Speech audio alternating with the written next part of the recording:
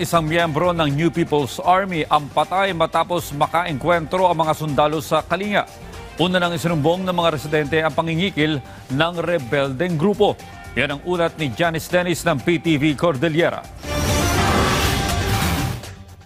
Nagsasagawa ang mga miyembro ng 503rd Infantry Brigade ng hot pursuit at blocking operations kontra sa mga rebeldeng grupo na una na nilang nakasagupa noong Sabado sa Pinukpok, Kalinga.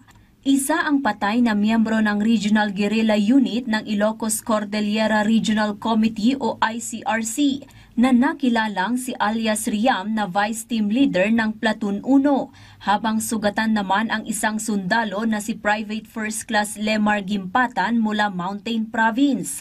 Maayos na ang kalagayan ni PFC Gimpatan, habang naibigay na ang bangkay ni alias Riam sa kanyang pamilya na 2007 pa huling nakita ng kanyang mga kaanak. Hiniling ng kaanak ni alias Riam sa iba pang natitirang kasapi ng mga rebeldeng grupo na magbalik loob na sa gobyerno. Kami dito kahit awinsan mga bumaba po may isona, ngam gapo iti na indoktrina isona, kit impakat na latan, tijay adakan yanan. So nga ita, kit ada kami tatan, nga maudi nga biyagnan, kit sami makita isona. Una na nilang na-recover ang mga high-powered firearms, bandolier at iba pa. Kagabi, nakasagupa ulit ng mga miyembro ng 503rd Infantry Brigade ang 10 miyembro ng RGU-ICRC.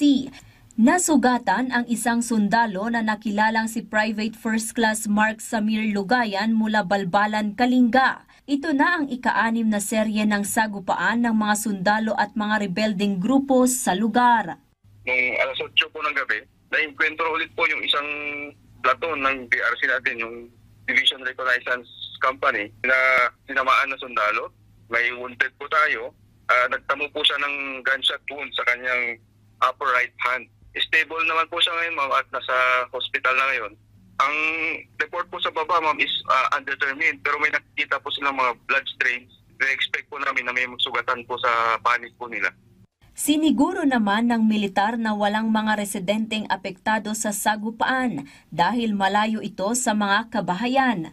Pakiusap nila sa mga residente na huwag nang pumunta sa encounter site. Huwag silang po matakot kasi kung naman po yung encounter site, cordon po ng ating kasundaluhan. So malayo naman po sa kabahayan. Marami na pong sundalo sa area. Ang pakiusap po kasi 3 araw na silang puyat, gutom. Walang pagod na rin po sila. Mas maganda mag-surrender na lang po sila, lumapit na sa pinakamalapit na barangay. Una nang inireport ng mga residente ng Pinukpok ang pangingikil ng mga rebelding grupo sa mga otoridad na nagresulta ng sagupaan. Ipinaabot naman ng 503rd Infantry Brigade ang lubos na pakikiramay sa pamilya ni alias Riam at hinikayat ang iba pang mga rebelding grupo na sumuko na sa pamahalaan. Janice Dennis para sa Pambansang TV sa Bagong Pilipinas.